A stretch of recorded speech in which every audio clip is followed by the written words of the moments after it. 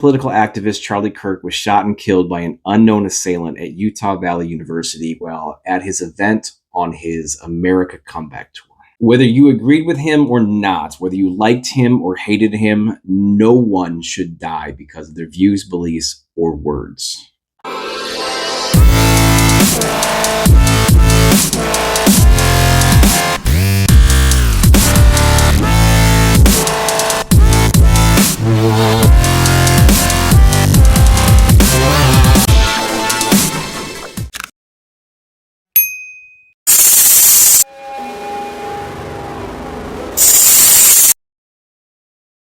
As I'm sure you were all aware, yesterday around 12:20 p.m. Mountain Time, for those of you on the East Coast like me, that'd be about 2:20 p.m., conservative political activist Charlie Kirk was shot and killed by an unknown assailant at Utah Valley University while at his event on his America Comeback Tour. Charlie was shot in the neck with a rifle by a sniper on a rooftop facing his tent, ironically enough, responding to a student about gun violence. Charlie was rushed to the hospital where he would later be pronounced dead.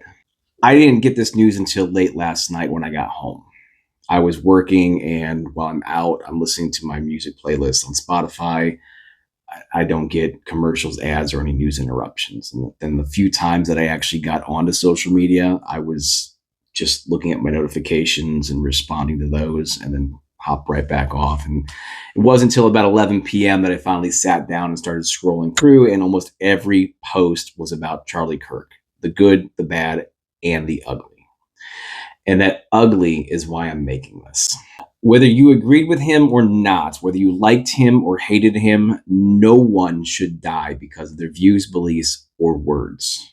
I also want to stress that no one should die because of anyone else's views, beliefs, or words. I want you to understand that there are reasons why, as a moderate conservative creator, I will stitch a video from someone like Harry Sisson and call him out for what I believe to be half-truths or twisting the narratives to fit his agenda. Dan Bongino, a man of incredible love and passion for our country, has just been named the next deputy director of the FBI by the man who will be the best ever director, Kash Patel. Hey, what's behind you in that Truth Social post that you didn't mention? And then turn around the next day and defend him against false allegations and other lies being told about him.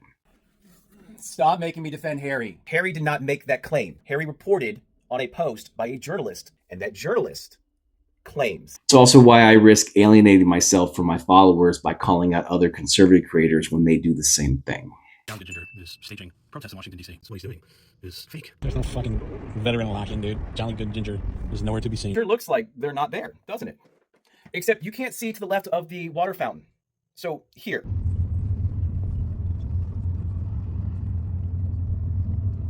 They're fucking there. They have been there. One is because the truth is more important than what side you are on.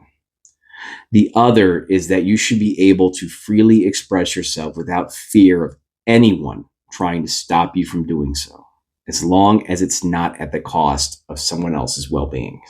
Not feelings, well-being. Fuck your feelings. You get mad all you want.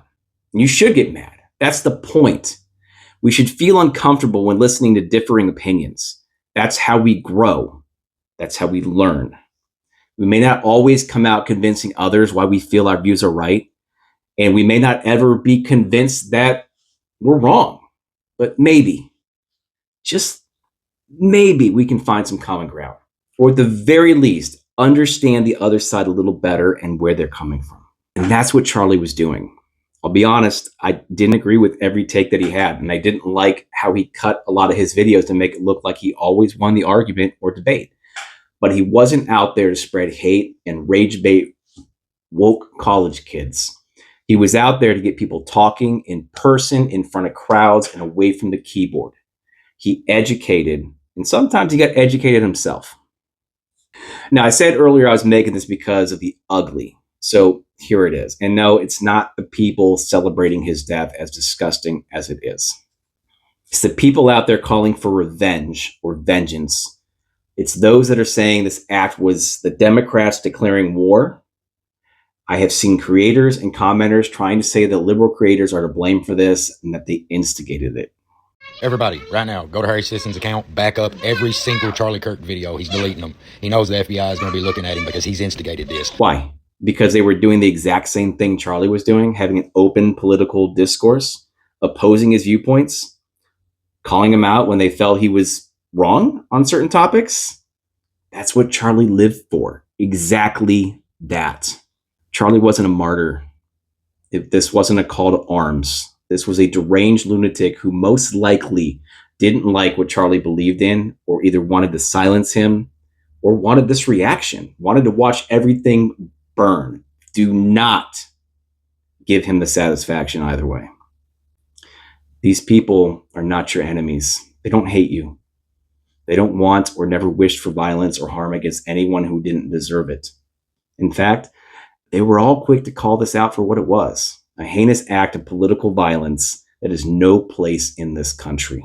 The best revenge that you can get is to continue having the open discourse and debates that Charlie made his mission.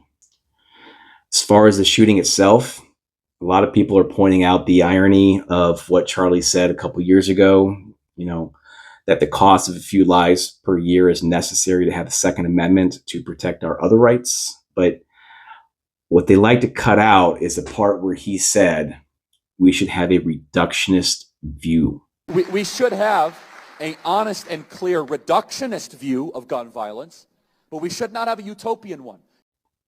Meaning we should be hoping and advocating and trying our best to reduce said gun violence.